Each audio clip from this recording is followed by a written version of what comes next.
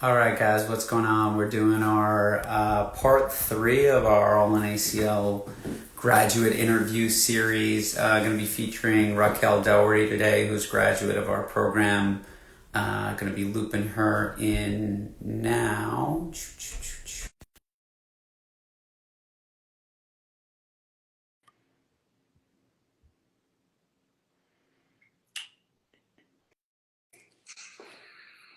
What's up, Raquel? How are you? Hey, I'm good. How are you? Good, good. That was much easier to get you added onto here than we had your friend Ryan on here last week. I don't know if you watched, but he had some technical difficulties getting on. Oh no. That's really funny. Yeah, he gave up Instagram for the month of January, and he was trying to join on his computer, and we couldn't figure out why it wouldn't work. Okay. Yeah, that'll make it tough. um, but yeah, I appreciate you joining us. Yeah, for those who don't know, Raquel is living in Madrid now, but when she worked with us, she was living in Arizona. Has been a graduate of our program for probably over a year now, and yeah, has been doing amazing things. So I could obviously give an awesome introduction for you, but I'm going to let you do that. I just want to say Raquel had what many would describe as a model recovery. She had a lot of things in her prehab experience that made her start off with us early. She did an amazing job in prehab. She was going in surgery, testing at 90% strength. She came out of surgery, tested at 90% strength 4 months post op, was running at 4.5 months post op, was 100% strength at 7 months post op, and passing all return to sport criteria, which most ACLers don't do at 2 years. She was doing that at 10 months post op. So, absolute all star. But yeah, I will let you tell us a little bit just about yourself, kind of, basic biographical stuff, and then, yeah, your ACL journey in your own words. Yeah, sure. So yeah, I'm Raquel. I played soccer my whole life since I was a little kid. I was, like Tommy said, living in Arizona at the time of my injury. I was like playing in adult soccer leagues, things like that. Skiing, running, all the activities that go along with living in Flagstaff. Um, and then, yeah, I went through his program, which was amazing. And I live in Madrid now, so I'm back to playing soccer. I just went skiing last weekend. Yeah, doing all the things that I was hoping I could do during rehab. So, Awesome. Yeah, talk a little bit about your prehab experience kind of before you started with us, just from injury and some of the stuff you were doing. Because one of the things I want to highlight, I think, especially for someone like you who was like, hey, you weren't doing terrible, right? You were actually working out, you were in the gym, you were doing things.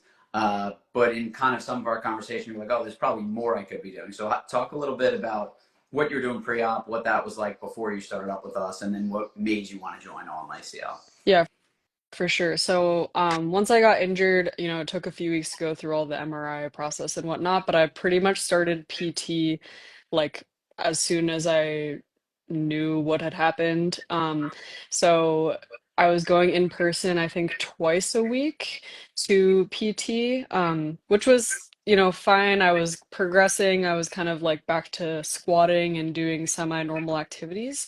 But as I kind of read through like different studies or like I followed Tommy on Instagram, I followed other like ACL accounts, I started to kind of realize like I wasn't getting strength testing for things. I wasn't doing any like single leg type of exercises, so I didn't really know if I was off balance or not. And I just didn't feel like I had a good understanding of like where I was. And I still was struggling a lot with swelling if I would like walk for a certain amount per day, even though my knee like sort of felt normal in the morning, it would like hurt at the end of the day, swell up, whatever. And then I had my wedding coming up I tore my ACL at the end of October and my wedding was in March. So I was doing prehab until after the wedding to get surgery. So I was worried that at the wedding it would be like, it was swelling, I was having all kinds of issues, I was worried about my honeymoon. And so yeah, so when I reached out to Tommy, we started working together. I think it was like January.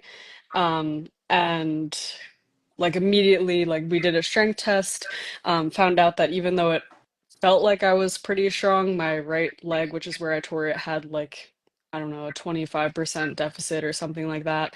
And so starting with Tommy's program, I was able to do like all kinds of strength tests, single leg things to really get the strength back up. So by the time I went into my wedding and then subsequently surgery, I was pretty much able to like walk around all day, didn't have swelling. I was going on work trips a lot, traveling for work, and did my whole honeymoon like without an ACL, which was fun. Um, so yeah, I mean, the prehab definitely was great. Really glad I got into all in ACL when I did, so I could do it before the surgery. And um, yeah, I think it was a big reason of like why my recovery after was was smooth. Yeah, and we should clarify that your honeymoon was like rocky hikes in the Yeah. Philippines and Yes. very active honeymoon, not like having your feet up in the Caribbean. Yes, it was very, very active. A lot of times I was like, should I be doing this? But I was fine. So, Yeah. Yeah, and that's one thing I really want to highlight that when you started with before you started with us, you were squatting with barbell, deadlifting with barbell, lunging, things that you were doing in your kind of fitness routine previously, and it was like, hey, I'm able to do these things.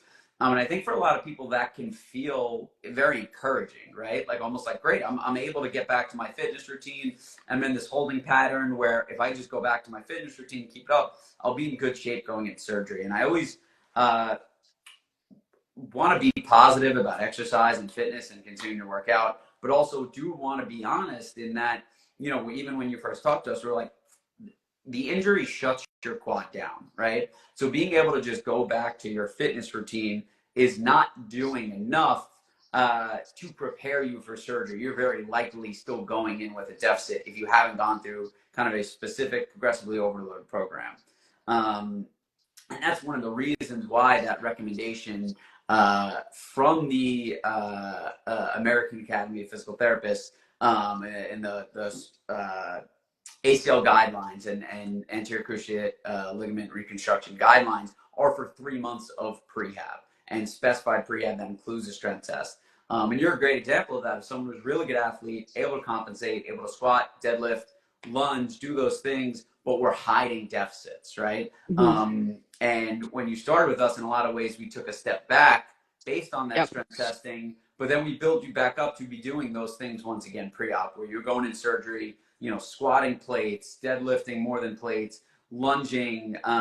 We took you through a series of perturbation training that allowed us to make sure we were really confident in your knee being stable because you were going to be living life for a while, not just in a straight line, but dancing at your wedding, obviously, traveling and hiking on your honeymoon, being able to do those things was really important. And I think for you, the swelling was almost a cue that was fortunate you had it because it showed you, hey, maybe I am doing a little bit too much, and in a way, I'm not being fully prepared for what I'm hoping my knee can do. And I think that was a really helpful thing.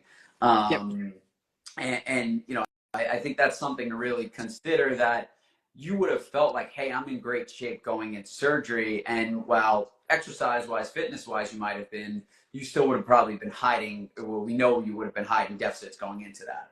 Yep. Um, Talk about for you with some of your hesitations with this being online, obviously having been in person and done that. Yeah, what were some of your hesitations with that, and what kind of made you decide to kind of go down this route anyway? Yeah. I mean, it just wasn't something that I had thought of before having online physical therapy. I think most people, when they think of PT, it's like you go to a clinic and do whatever you're gonna do. So I just wasn't really sure like what the process would be like. I don't know. It was like a little bit of hesitation around just working virtually on something that I had always thought of as physical, like in person. Um, but yeah, I think once we kind of had an initial conversation, I felt a lot better about it, and I also felt like I'm not getting what I need in person, and what do I have to lose if this doesn't work out, then fine. But yeah, I figured it was worth a shot, and I'm very grateful that I signed up with the program because it definitely put me in a lot better position going into surgery and post-op for sure. Yeah. Talk a little bit about, for you, obviously, I know what you said about, hey, that being almost like, this isn't, let me give this a try. But obviously, in continuing on this road with working with us all the way up through return to sport and kind of getting back on the field, what did you find was more helpful about this model? Because one of the things I always say is like, hey, you, Ryan, you're both in Arizona, and we have clients all over the country and all over the world. But even for our clients in New York City, New Jersey area where we're located, we still don't see them in person because we believe in this model so much. Hmm. And I think some of the questions and hesitations people have prior to starting this model go away, and they appreciate how it works in a lot of ways better than what we're able to do in person. Talk a little bit about how, in your experience, kind of going through different progressions and working on different things, different days of the week, how you found this model helped you more than what sessions were able to do. Yeah, so I thought it was way, way, way better than the in-person that I was doing. So pretty much I'm the type of person who likes to have a routine, a plan, like have goals for whatever I'm gonna do. In person, it felt like, okay, I'm gonna go to the clinic on Tuesday, I'm gonna show up, we're gonna do whatever they say I'm gonna do, and I go home and I didn't really know like what to do by myself, what I shouldn't be doing. I didn't have anyone to ask questions to when I was at home. I also, like I said, traveled a lot for work. So there was no flexibility with the in-person clinic, and I felt pretty lost and like not in control of the process at all. Um, and while the PTs were really nice to work with and everything, I was also getting a different PT every like time that I went in. They were working with multiple people at the same time, so it was just very kind of chaotic for me. Um, and with the All in ACL program, having the app that showed me like, here's what you're going to be doing pretty much every day for the next 3 months, um, was just much better for my mental health, like seeing the program structured out. And then I was able to kind of plan for whatever I was going to be doing that week. And then we always would have the conversation like, I'm going wherever for work. Can you help me come up with modifications for this hotel gym or for not having a gym or whatever it was? And that definitely helped a ton because I think with in person, I would have just been out of luck for that week and probably been set back a bunch in the process. So having that app was super helpful. And then also I think the feedback I was getting was a lot better. Like because I was still going in person for maybe like a month or so after my surgery, the feedback I would get in the clinic was very vague. Like they're not watching you in slow motion. They're not able to like screenshot a video and show you exactly what's wrong. So I think especially with the walking post-op, having the videos where you would like draw what I was doing or like provide feedback was really, really helpful because in the clinic it was just like, oh, you look good, or you're doing this weird, but just work on it. So I thought it was a much better process. Yeah, yeah, and I think that's especially for someone like you who has very high goals, who has a high level they want to get back to, who might be able to, hey, return to sport, but you want to feel that 100%. You want to feel confident in being, the same former college athlete that you were, right? Being able to feel, not just, hey, I can get out there, hey, I've gotten through, the protocol, but I want to be successful. I want to be confident. I want to do Exactly. it for a long time. Um, and I think in a lot of ways, you can almost become an easy patient where it's like Yep. your walking looks fine, right? Yeah. Your squatting looks fine, right? And that's one of the things we always highlight is we mapped out I don't want to say aggressive because aggressive gives a wrong connotation, but some ambitious goals for you, ambitious goals pre-op, ambitious goals post-op, and then we reverse engineered a plan to get to them. And every time, every video we watched was how does that fit into the plan for Racquel? Not how are you doing at large? How does the Hmm. protocol look? How does this match the protocol? But how does that get you back to the level you want to get back to, which is a high level of Yep. confidence? Skiing, playing soccer at a high level. Um, I think those type of things are really important. Where I have a vivid memory of you being like 4 months post op, 3.5, 4 months post op, and starting to squat and just moving through weights and being like, okay, 65, Yeah. 85, 95, 135, and being like, this is great, but really watching in slow motion and seeing, okay, you're starting to drift off that surgical side a little bit. You're Yep. relying on your glutes more than your quads. we need to make sure, even though you're doing an amazing job and even though we're loading you up and we're excited about this, that we continue to treat this surgical side, this quad, the hamstring graft you had, as the rate limiting factor as we progress. And I think planning and slow motion video analysis really allowed us to do that and give you that feedback to empower you in that recovery. Agreed. And I think it still helps me like going through that process. Even when I go to the gym now, I like very carefully watch what I'm doing and think about like what feedback I would get if, I was sending a video in. So it was super helpful even outside of the process to have that. Absolutely, absolutely, yeah. So some of the things I want to talk about as well are, what would you say as a soccer player? What's some advice you would have for soccer players who are going through this injury? Even we've talked a little bit about lifting and how that fits in, but yeah, from your experience, yeah, what would you say you have some advice for soccer players? Ooh, tough. Um, I think the hardest thing is going to be feeling like you might be ready to play, but then you really have to just wait and understand the process is gonna make you stronger than before. So I mean, I think for me, like I passed the test and everything, but we agreed like I wasn't a college athlete at the time. It made sense to wait the full 12 months just for safety. And so those 2 months were like probably some of the hardest because it was like, okay, I feel like I can go back out there. But honestly, then once I went through it, I think it gave me just that extra confidence. And we did a bunch of soccer specific drills and everything that allowed me to feel like when I went back to play, I was good to go.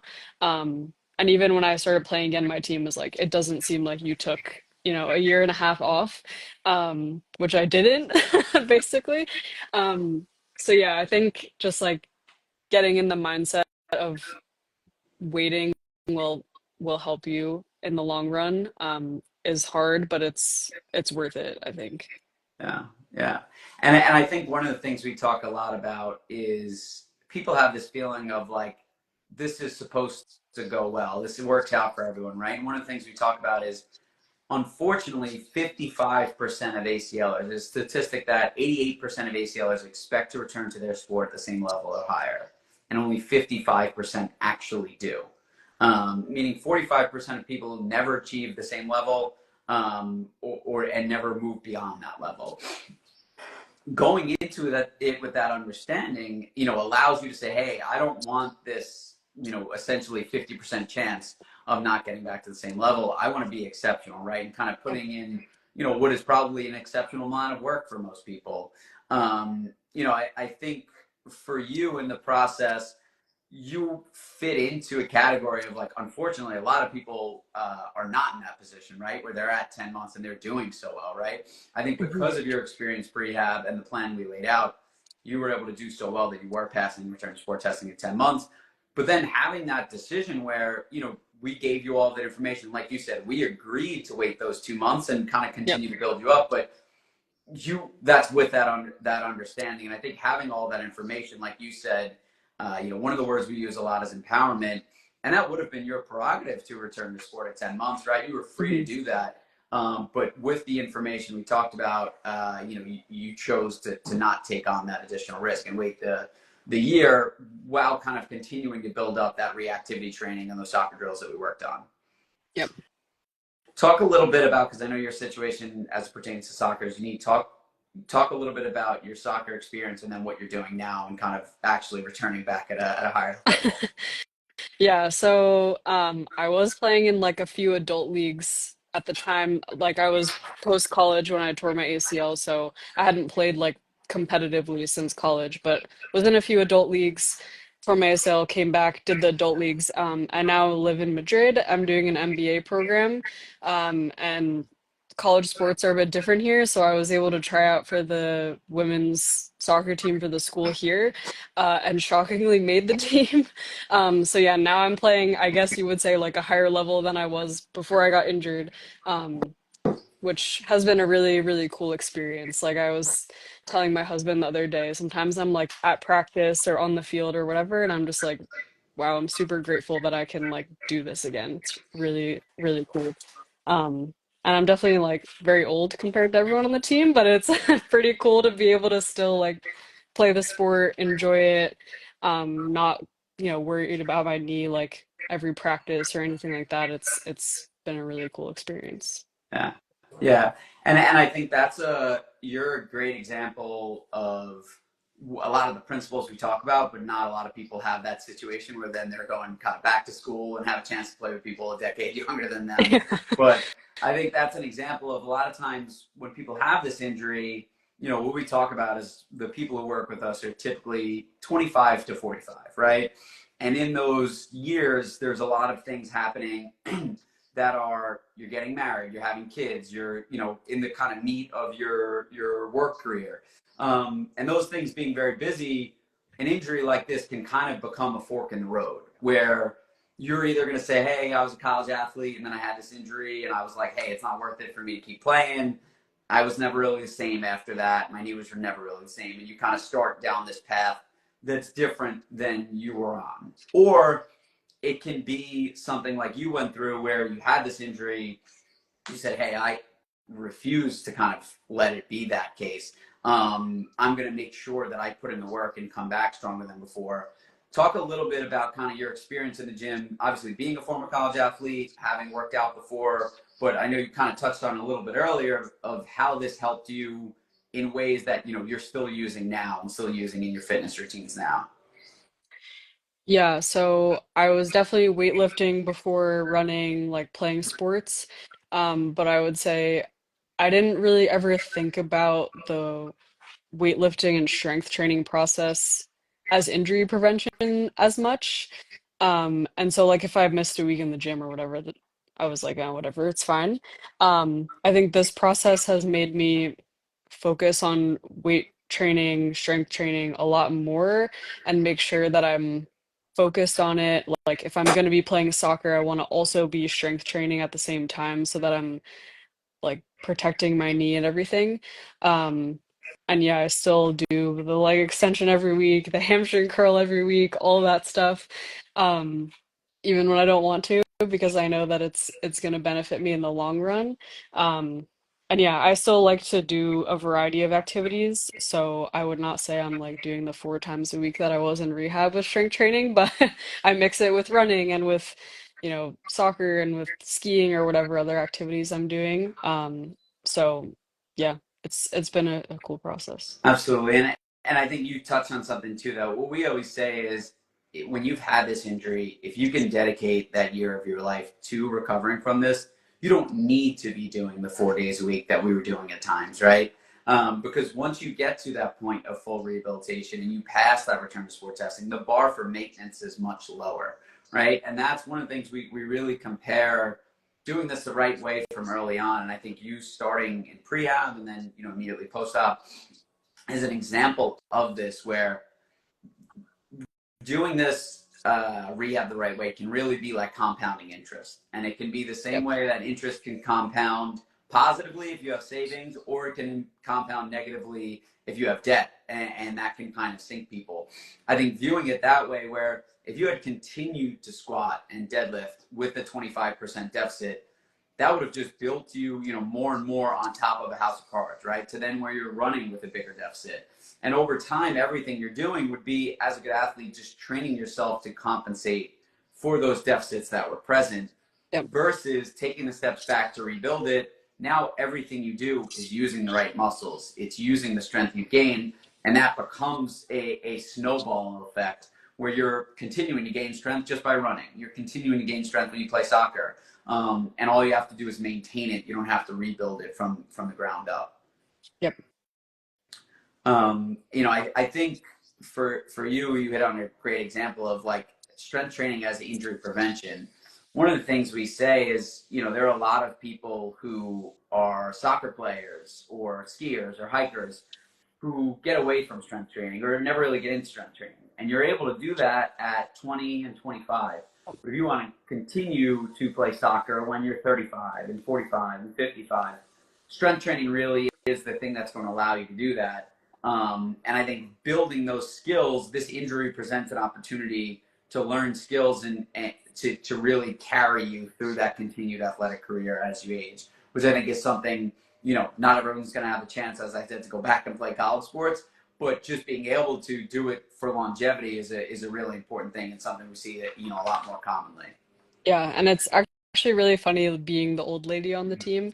Our coaches, have us do the functional like agility ladder and all those kinds of exercises that like I was doing during rehab and like throughout soccer as well. But when we're in off season or even during the season, they also give us like a strength program, and it's funny. Like everyone complains about it, and I always want to be like, "No, guys, like I promise you should do this. It's really good for you." Yeah, Um, so yeah, it's definitely been a different perspective for me on like all of those kind of off-season activities and warm-ups and yeah. everything like that. So, No, 100%. And that's one of the things we talk about too, that in, preparing for this interview, I was looking back at some of your data and just talking about the amount of strength you gained. Obviously, we talk about percentages and you starting out with a 25% deficit, but I was looking and you gained over the course of your rehab more than 40% strength on your non-surgical side as well, mhm. which is a big thing a lot of people don't realize going into this, that particularly young female soccer players are 5 times more likely to injure their non-surgical side after an ACL injury. So that's, you injure your left side, your risk of injuring your left side in the future is twice as likely, so you have double the risk. But now your right side is 5 times as likely as your average person walking around. So doing everything you can to strengthen that side as well really decreases your risk of injury. Yep, And that's something that, we always make sure to do, and makes a big difference in, longevity and confidence and being able to continue as you return to sport. And I think that's something you did a great job of focusing on, and starting early really allowed us to do that. yep. Talk a little bit about, I know you mentioned the mental side, but kind of the way we mapped this out and how you felt having an understanding of the process, even looking ahead of like, hey, I know where I should be in 6 months and 7 months. Talk about how that helped you in this recovery, and what you feel was key about that. I mean, I think that was a huge, huge part of what kept me motivated throughout the process. I think for a lot of people, I mean, me included, the first couple of like months where you're just doing strength training is really, really tough. Like, you know that you have to do it, but it's kind of hard to stay motivated to do the same rehab exercises over and over. But having the plan of like, okay, I know that if I get through this part, I'm gonna do my test to pass for hopping, and then once I get through that, I'll do a test for running, and all of these things was super, super important. Like, gave me a goal to work toward, a date to work toward, like I knew where I was headed. Um, and yeah, it just made it really satisfying when you actually pass that test and can move on. So I think without that, I would have really, really struggled in the recovery mentally. But I think having the plan laid out just gave me that kind of peace of mind, understanding, having a goal to work toward, and knowing where it was going in the program. Yeah. No, absolutely. And I think that's something that, so few people don't recognize. And again, we talked a little bit about some of the limits of in-person PT, but I think that systemic planning is really difficult to do. The session-based model isn't designed for that, right? It's designed Hmm. for, hey, come in, what exercises are we adding? What workout can we do? What sort of manual treatment can we do? But for you, in having an injury in October, having surgery in April, and then coming back to play sports a year later, we were planning essentially 18 months in advance, right? Yep. But if you want to land at your destination in 18 months, you really need a pretty specific plan to get there, right? Right. Of course, understanding that it's got to be adaptable along the way and things are going to come up. Like you said, work trips, holidays, you got sick along the way, you had a wedding, you had a honeymoon. But we were able to plan around those things and say, this is where we want to be at 3 months, at 6 months, at 18 months, and allowed us to kind of navigate there. And I think that's one thing that, talk a little bit about, we use the word empowerment a lot. And I think that's something that people feel like, I want to almost shut my brain off and go to a session and have someone walking me through everything I'm doing. Um, but what we always say is, for you to be as successful as you want it to be, you really need to take ownership of this recovery. Talk about how you felt like this coaching relationship kind of allowed you to take control of your recovery in the way you wanted to. Yeah, I mean, I think being able to kind of tailor the exercises toward what I wanted to do was super helpful, but also like being able to say, hey, this didn't feel right, or this didn't make sense. I think we should do something else was something that I don't think really happened at in-person PT for me. Like at in-person, they'd be like, okay, just go do this now. Um, and there wasn't really that kind of communication of, is this okay for you? Do you want to try something different? So I think there might have been a few times even where I was like, hey, can we switch it so that I'm running on like Tuesday, Thursday instead of Monday, whatever it was, because my schedule, I just preferred it or something like that. Having that flexibility and being able to kind of work with you through the very specific details of the whole program was really helpful versus just show up and do whatever they say you're going to do for the day. Yeah, yeah, and I think especially like you talked about with traveling for work and having especially talking about walking and crutches and one of the things we really talk about is what is the total load on your knee and what do you need to go and travel for work and we're not just looking at the exercises we add in, but the loads on your knee in your day to day life really have an effect on your knee, right? And we can't just ignore those and say, hey, these are the exercises you're ready for at this time. But we really talk about how we dose and integrate those exercises. And I think that becomes a really, really important piece too. Hmm. Um, talk a little bit about, like you said, hey, you're not a professional athlete, right? Even when you started this, I don't know that you knew the rules of what college soccer in Spain was like and planned this. Uh, so just doing this as a recreational athlete, talk a little bit about, why not settle for what you got with traditional PT and feeling almost like, I think sometimes people feel like, why do I need more? Why would I go and do something that is more than just what traditional PT offers if that's what everyone's doing. Talk a little bit about, kind of why you chose not to settle and why you kind of recommend the same for people. Yeah, I mean, I think even if you're not trying to play sports or compete or whatever, just the peace of mind of like you can go outside and you're not just worried about someone bumping into you and your knee hurting or whatever was super important for me. Like, yes, I wanted to play sports again. I wanted to do all of that, but like the mental load of constantly being worried about my knee, whatever I went anywhere, did anything, was so draining. And I think going through this process and coming out of it with like full confidence in my knee, um, is totally worth it for anyone. And then also being able to say yes to things without having to think about like what are the consequences if this hurts my knee or something like that. Like when I was on a work trip, people were like, "Oh, let's go bouldering or something," and I was like, "I'm not really a rock climber, but I was like, sure, I'll try it." Um, and just being able to like do that without being like, "Okay, my knee is gonna get injured, I can't go because of this," was really, really empowering. And even just, I don't know, we were at a concert the other day, and I was thinking back to how like 4 or 5 months post-op, I was so worried all the time in crowded spaces about people knocking me down or like I don't know, taking a wrong step and tripping and hurting my knee again. And now I just don't even think about it. And that's just like a really good feeling to have to not be worried all the time. So, Yeah. No, and I love to hear that. And I think sometimes people think, hey, a 4 month post op, that's going to slowly dissipate. It'll go away.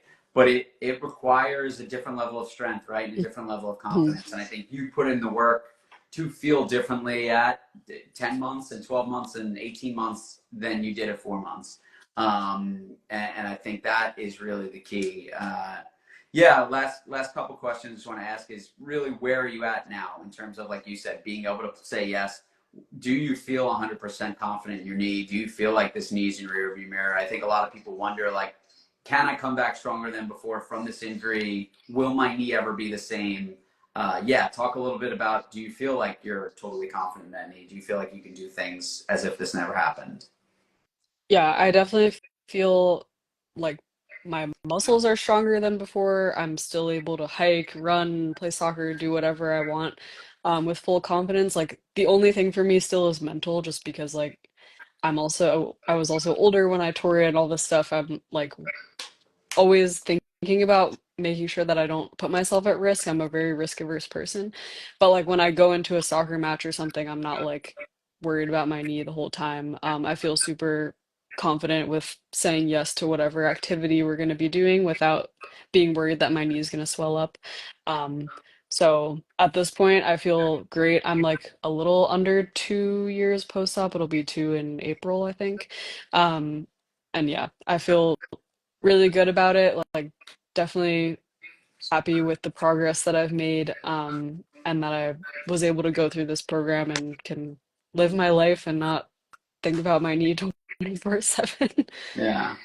Um, no, 100%. And that I think is so key that listen, there's always an understanding of the mental side of this of like that's one of the things we talk about from the beginning, right? Is confidence is so important in this, but it almost becomes a buzzword where we have a lot of people who are talked to about their confidence when they haven't had a strength test, right? And when they're Mhm. told, hey, we need to work on your confidence. But I think for you, you can always rely on, hey, I've had this testing. I know what I've gone through. I know what I've done. And like you mentioned, hey, there's risk to everything, right? But you still feel like you're able to say yes to skiing, to bouldering, to soccer, to playing a full soccer season, and knowing that you've put in the work to get there. I think can allow you to have that confidence of making calculated risk, and that's really what this comes down to at the end of the day is risk reduction. And I think that's really, really important. Yeah, exactly. And I think the way that the program was structured, I think you always said like 5% out of your comfort zone as we went through. Like that was really key for me as someone who is very risk averse. That was key for me to like know that I had the base that I was able to do it. And then you just get to that first jump or that first run and you're like, oh my God, this is a little bit scary, but I'm gonna try it. Um, and I think going through that kind of process of just like the 5% discomfort was like super, super key to building the confidence back, knowing that you have the base, but you're not like, out of nowhere you're gonna start running and run 3 miles Right. with no preparation. And I think that was super helpful. And that's kind of the same approach I've taken with like going back into regular activities. Like I started with the recreational league and then now I'm playing competitively. So I think that's been really helpful. And even playing competitively, I've like started to build back the like contact or Yeah. that Yeah. type of stuff, which has been really good. Yeah. No, and I think that's so key that I think a lot of times people read a protocol and it's like this magic, you're cleared Hmm. for this, you're cleared for that, right? Yep. And obviously, listen, we have criteria and we talked about what is the criteria that you need to jump? What is the criteria that you need to run? And I think it helps you confidence wise when you know that criteria 4 months ago and you've been Yeah. working towards it and not just like, surprise, you passed and you're like, did I, but hey, I'm working towards 83%. This is what I need to do. This is how I'm going to get there. And then you pass it.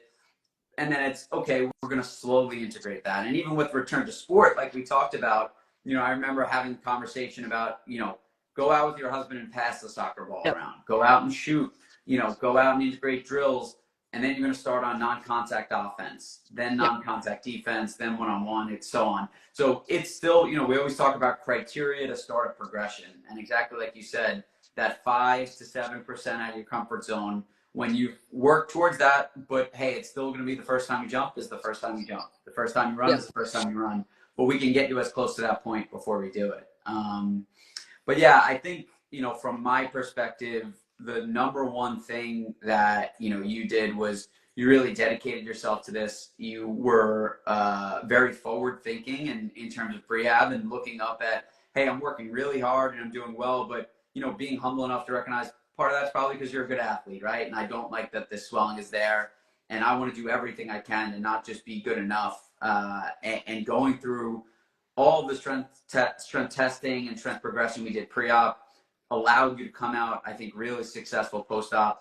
Achieving 90% strength at 4 months post-op, something that is virtually unheard of in most ACL recoveries. So being able to do that, but then still, like you said, continuing to kind of chip away at every step of the plan and communicating with us and work through that, I think really allowed you to be successful and be a model in this recovery.